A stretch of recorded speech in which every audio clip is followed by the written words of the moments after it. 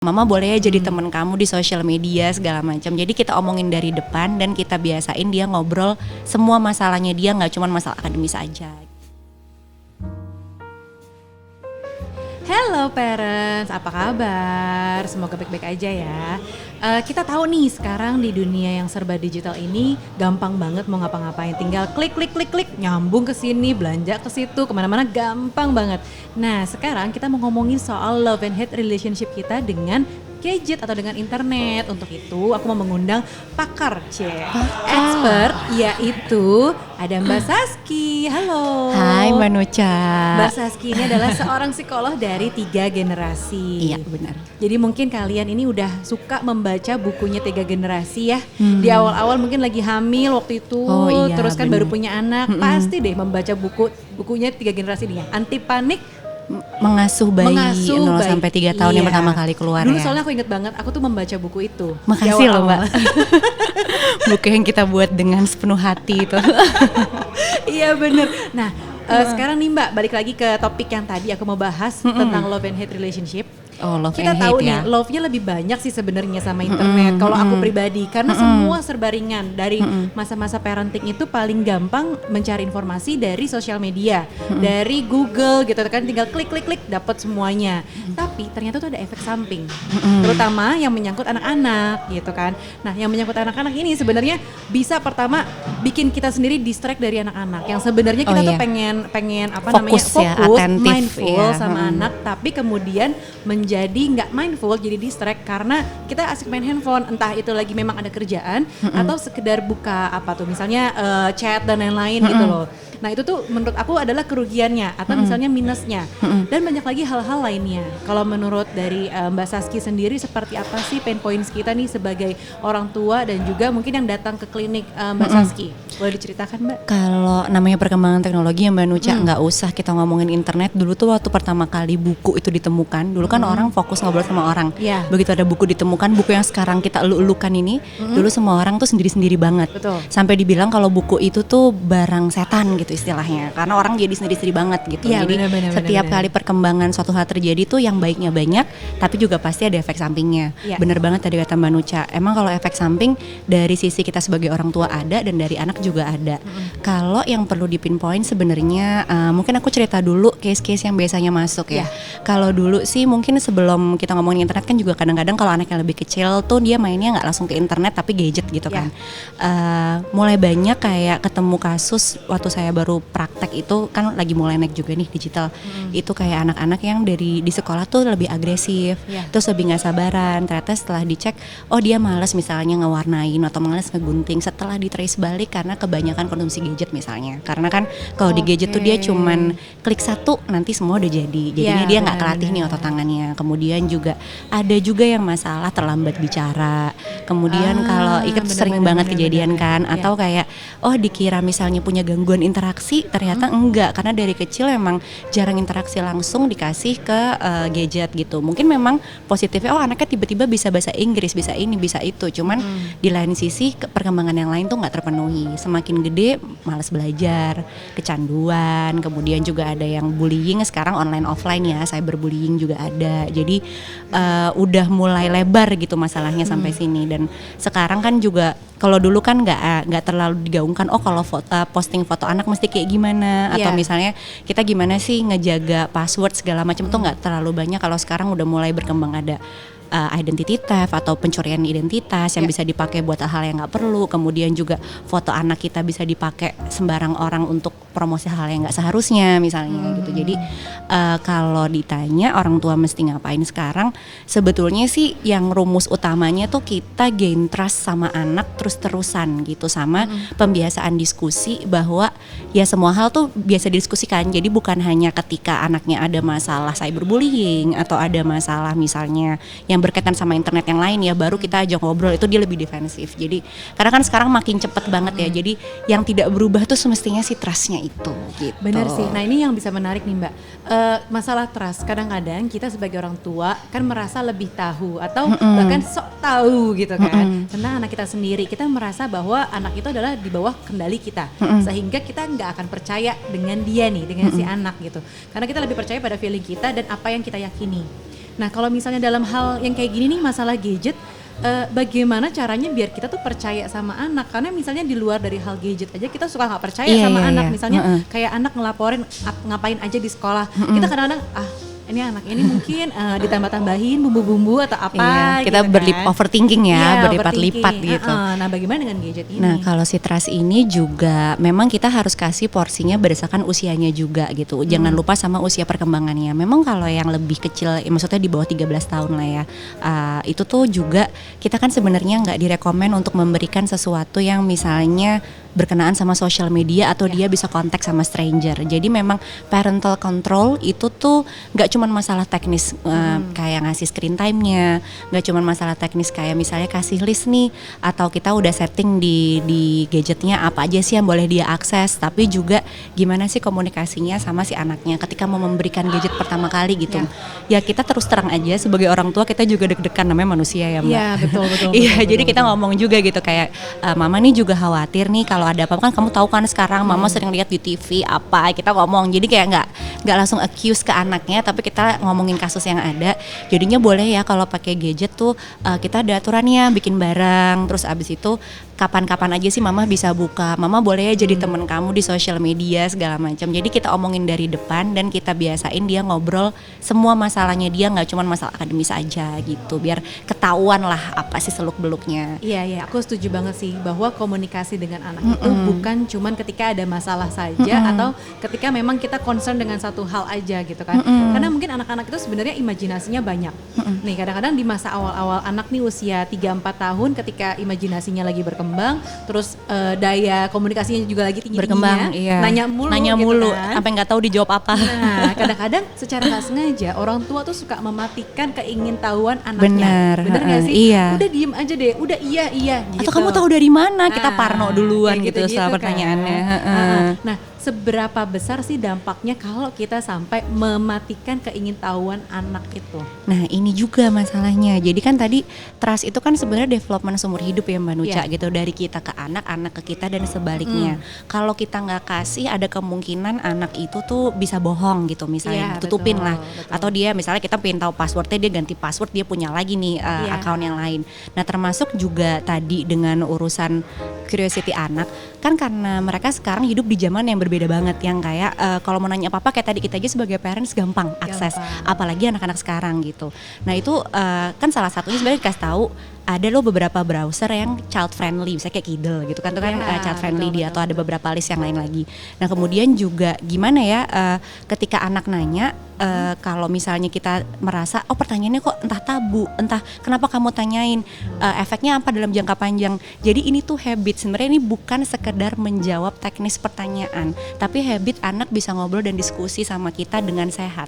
Kalau misalnya kita terbiasa dengan anak dari kecil, mama itu apa segala macam, kamu tahu dari mana, jangan tanya-tanya, atau udah deh dijawabnya ngasal, anak jadi nggak punya trust sama kita. Jadi yang di-violate trustnya lagi. Akhirnya nanti ketika mereka udah gedean dikit, mereka mendingan ngobrol sama stranger yang kita nggak mau kan, maksudnya ke situ gitu. Itu berdampak paling buruknya ya. Atau nanya ke temen yang mungkin sama-sama belum mature-nya, jadi kita juga jadi nggak bisa kasih arahan yang pas buat anaknya. Sebenarnya dampak jangka panjangnya itu sih. Jadi bukan masalah pertanyaannya benar salah atau bohong dijawabnya, tapi lebih ke nanti nih gimana nih development trust dia sama kesantaian dia berkomunikasi sama kita gitu. Nah benar. Jadi nih parents ya yang mendengerin, yang nonton YouTube ini, yang pasti selalu komunikasikan dengan anak, jangan cuma ada maunya orang tuanya. Bener. Tapi masalah trust, kedekatan dengan anak, bonding dan open gimana sih anak biar pada open ke kita, itu yang harus harus jaga. Iya benar. Kan? Jangan tiba-tiba pas gede begitu kita tahu anak ini sudah mulai puber dan lain-lain, ketika dia nutup baru kita cari tahu banget gitu kan. Itu yang mungkin bahaya, dan bahkan justru anaknya bahkan lebih introvert, jadi ketutup lagi. Mungkin juga yang aku perlu note, kadang tuh ada orang tua, tapi Mbak nanti kalau saya ditanya terus saya nggak tahu jawabannya, martabat saya gimana? Nggak apa-apa. Justru ketika kita nggak tahu, kita ngomong nggak tahu, kita cari bareng, di situ trust anak dapat juga bahwa orang tuanya kan kebuka juga kan gitu untuk hal-hal yang dia mungkin ya emang misalnya kayak istilah-istilah zaman sekarang internet kayak phishing segala macam itu kan baru tahu gitu mungkin ya. Jadi ya udah nggak apa-apa, kita cari bareng gitu. Nah kalau zaman sekarang nih, karena kebetulan pendengar Parent Talk ini, aku aku yakin juga usianya masih cukup muda anak-anaknya. Mungkin usia 0 sampai 5 tahun di mana masa-masa MPASI lagi berjaya nih sekarang nih ya, kayak usia anakku gini, anak kita ya. Nah, MPASI ini kan sebenarnya gampang-gampang susah ya. Jadi di usia yang paling kecil kadang ini, indah kadang tidak. Iya, kadang indah, kadang tidak. Ketika lagi tidak mau nggak mau, ya udah deh biar kamu makannya banyak, ini nih aku kasih deh nonton misalnya gitu kan. Atau misalnya tipe anak yang memang aktif banget gitu kan, ketika lagi mau makan ngacir kemana-mana dan yaudah di sini deh, sini duduk dulu sambil main handphone ya, sambil main tab gitu kan, biar kamu diam nonton YouTube gitu. Nah kalau kayak gitu tuh gimana sih Mbak? Itu emang kebiasaan buruk, aku tahu sih, jadi pengakuan dosa tahu sih, tapi kan anak itu juga harus makan dan mau nggak mau diem dulu biar duduk sebentar aja gitu. Nah, itu gimana? Iya nih kalau makan nih ini isu bikin pusing ya, kadang kayak sampai harus berdoa gitu biar diem gitu. Kalau yang lebih kecil dari anak-anak kita sih anaknya Manuca yang sebelum 6 bulan nih, parents kalau udah punya anak sebelum 6 bulan tuh dibiasain kapan dia makan. Kalau misalnya orang tuanya makan, ikut di situ biar dia lihat. Jadi dia tahu mejanya apa, terus juga mejanya di mana. Jadi tahu caranya makan gimana. Ngebiasainnya semakin kecil tuh semakin mudah. Dan kenapa sih gadget itu nggak dikasih? Sebenarnya nggak direkomendasiin kalau mereka makan dikasih gitu, karena sebetulnya makan itu kan pembelajarannya bukan hanya asupan nutrisinya, tapi anak aware sama kebutuhan badannya, kapan dia lapar, kapan dia kenyang. Nah kalau ada gadget nih biasanya dia nggak tahu kapan dia lapar, kapan dia kenyang, jadi dia nggak bisa baca sinyal tubuhnya sendiri. Tapi kalau misalnya kita ngebiasain enggak, itu nanti ada saat dia ngomong oh iya masih mau nambah, atau jadi maksudnya lebih gampang furthernya ya. Tapi emang pembiasaannya berdarah-darah.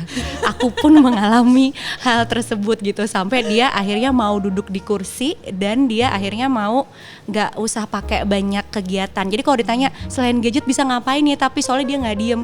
Itu kalau dulu aku Mbak itu sampai kayak oke, ada boneka, ada siapa, terus kita suapin dia dulu ya, apa, jadi panjang banget ceritanya sampai dia supaya stay di kursi. Jadi kalau aku pergi keluar rumah itu bawaanku banyak banget. Iya, cuman memang berbuah lumayan manis di umur tertentu, bulan tertentu. Ketika dia lapar dia langsung mamam. Kata pertama dia tuh bukan mama, tapi mamam. Sakit hati dikit sih tapi oh di bagian itu sukses gitu. Jadi itu sebenarnya dampaknya sih kalau kita kasih gitu. Makanya kenapa kita kalau bisa jangan langsung digitalnya, atau kalau udah terlanjur karena kan udah kebiasaan, kita nguranginnya juga nggak bisa langsung total. Jadi dipotong jamnya atau waktunya sesuai dengan kemampuan anak. Misalnya tadinya dia selama 30 menit banget nih ekstrim makan pakai gadget, dikuranginnya 5 menit, tapi nanti 5 menitnya diisi pakai kegiatan lain. Atau kayak nanti kalau udah jangan lupa juga anaknya tuh bisa tadi makan segini nggak pakai ini, nggak pakai, maksudnya dipuji yang spesifik kayak gitu sih. Tapi terakhir sih sabar sih Mbak, nggak ada kata lain. Tapi kalau misalnya kayak video call atau misalnya ngeliat videonya sendiri, nah itu termasuk dalam hitungan screen time atau itu enggak sih sebenarnya? Sebenarnya termasuk screen time, tapi kalau video call ini lebih nggak apa-apa karena asumsinya video call itu tuh interaksinya langsung. Jadi kalau anak yang ngapain langsung berespons. Kenapa sih anak 2 tahun tuh nggak kita rekomen, 2 tahun ke bawah ya nggak kita rekomen untuk punya screen time. Karena sebenarnya gini Mbak, kalau misalnya kita lihat screen itu kan satu scene ke scene lain itu kan yang kontrol tuh bagian screennya. Jadi bahkan acara teredukatif pun itu katanya 4-8 detik aja baru dia ganti scene. Sementara kalau anak dikasih buku dia mungkin bisa istilahnya tuh lama baru semenit buka. Jadi kan fokusnya tuh beda. Sementara itu otaknya juga udah ada semua part-partnya, koneksinya, tapi harus pakai kegiatan-kegiatan yang banyak itu tuh yang nggak screen. Makanya dia kalau bisa di restrict gitu. Makanya video call tuh termasuk salah satu yang diperbolehkan. Kalau video dia sendiri emang video dia sendiri, tapi kan tadi kontrolnya tuh scene ke scene tuh ada dari si handphonenya itu. Ya boleh, aku nggak ekstrim banget juga karena nggak mungkin kita bener-bener ngilangin, tapi kalau bisa diatur banget gitu. Video call pun tuh berapa lama sih anaknya bisa, 5 menit kurang tuh kayaknya 5 menit itu juga udah lama deh kalau anak 2 tahun, 1,5 tahun gitu kan. Dia juga biasanya kalau kayak anakku dia udah sibuk sendiri sama hal lain lagi gitu kan, udah nggak betah juga di situ. Iya. Oke. Jadi apa sih pentingnya bagi kita nih orang tua, terus mungkin pengasuh dan juga pendamping yang di rumah yang ketika kita nggak ada untuk tahu soal online safety?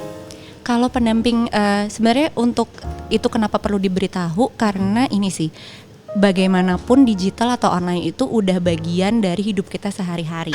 Kalau dulu psikologi selalu ngomong tiap hari kita lingkungan tuh yang berpengaruh apa aja sih, keluarga, sekolah, teman, tetangga. Sekarang pasti digital juga masuk, bangun pagi aja kita akses itu kan. Betul. Gitu pertama. Jadi itu harus diajarin, kenapa? Karena kan semakin cepat perkembangannya, semakin juga banyak manfaat dan risikonya. Jadi dari awal udah tahu apa sih yang anaknya perlu dan nggak perlu. Dan age by age atau setiap usia tuh punya challenge-nya atau aturannya sendiri. Kayak misalnya tadi 2 tahun ke bawah kalau bisa nggak dulu 2-4, jamnya tertentu, kontennya juga tertentu, 4-8 pun begitu. Nanti mulai masuk dia udah mau twin 10 tahun, itu udah 13 tahun, udah mulai teman-temannya mungkin di sekolah punya sosial media, kita punya diskusi lain lagi yang berbeda. Apa-apa aja yang perlu dia waspadai dan enggak.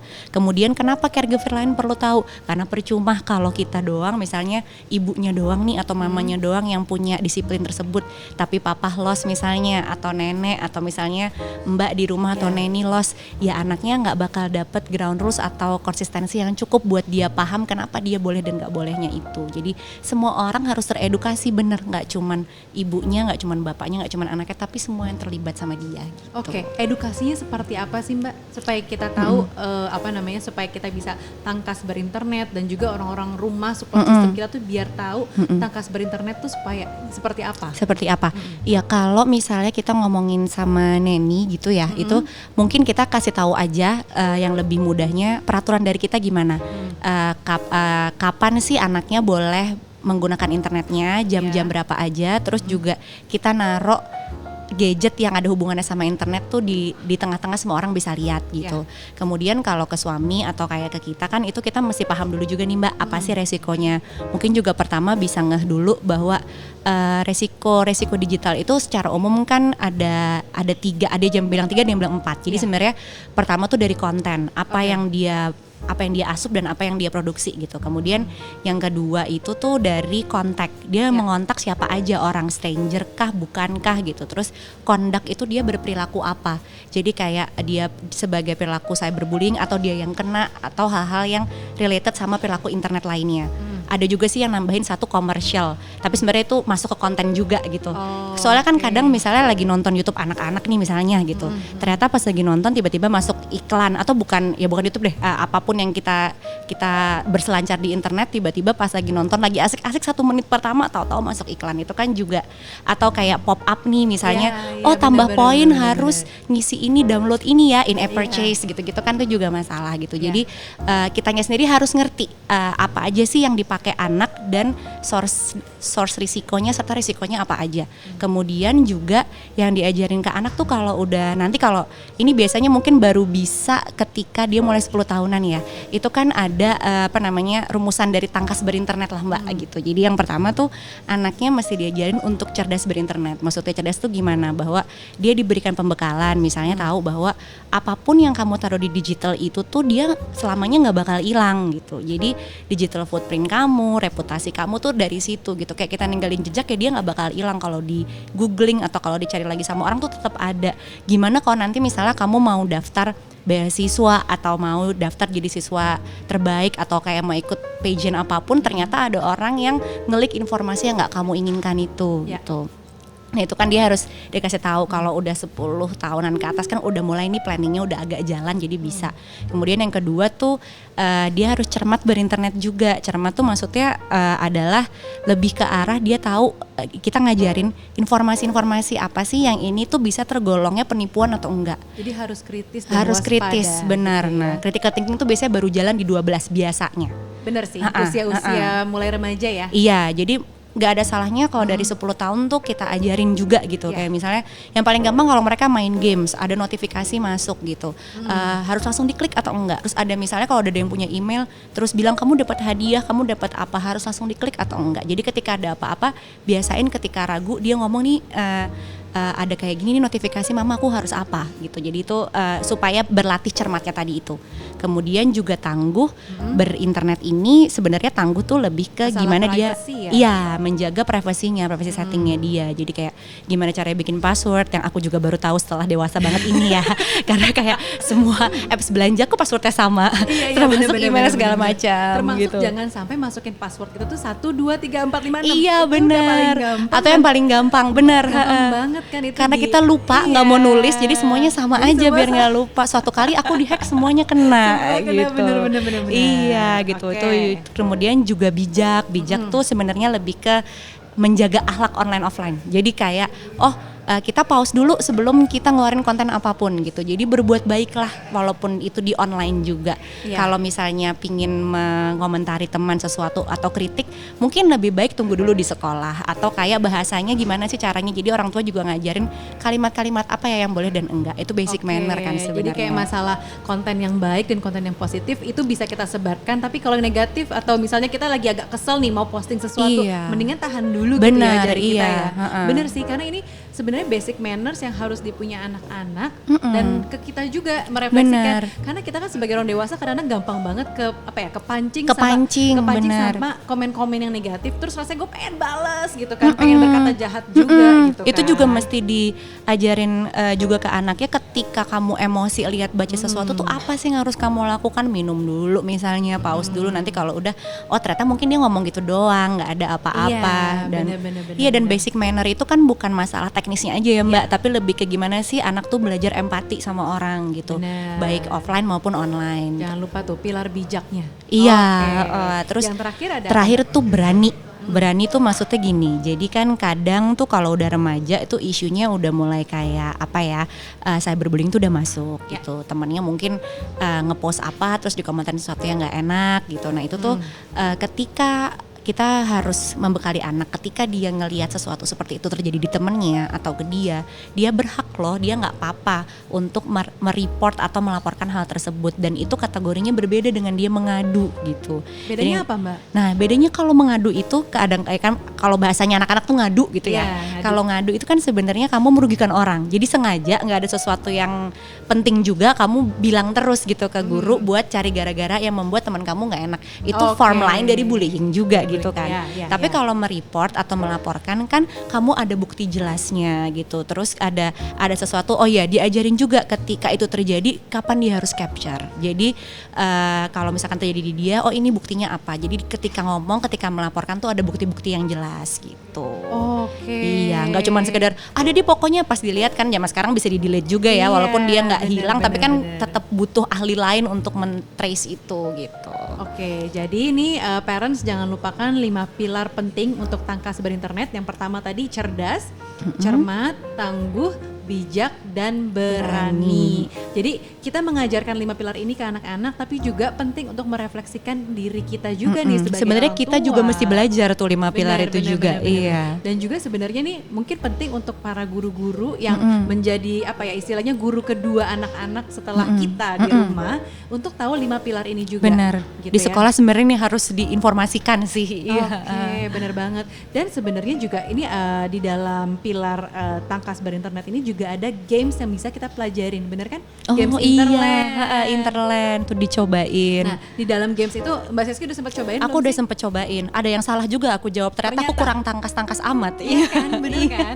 Aku pun juga kemarin udah sempat main gamesnya ini, yang ternyata tuh menanyakan hal-hal yang sebenarnya yang common terjadi. Basic sebenarnya. Di sosial media. Kita pikir kita tahu. Ternyata enggak juga ya, enggak salah. Juga, kayak misalnya kalau misalnya ada kalian masuk email seperti ini, menurut kalian ini benar atau salah? Iya, gitu kan? Atau dari email yang orang yang benar tuh emailnya yang kayak apa? Iya, ya kan? Terus kalau misalnya ketika kita ngeklik misalnya www.apa-apa, kalau misalnya ada logo gemboknya itu safe atau enggak sih? Kayak gitu-gitu. Jadi mungkin sebasic itu sih. Kita mungkin kadang-kadang ya entah tahu apa kurang paham sebenarnya ya.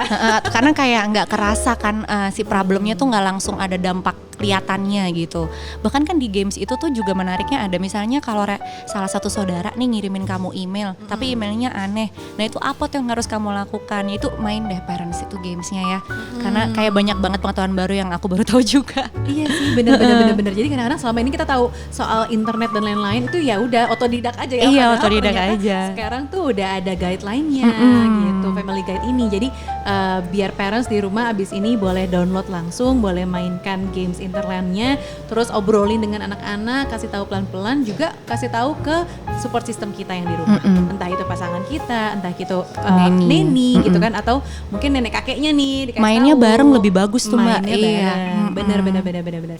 Oke, kalau gitu terima kasih banyak Mbak Saski untuk apa yang ngobrol-ngobrolnya. Sama-sama Mbak Nica. Sampai ketemu lagi di episode berikutnya. Bye. Bye.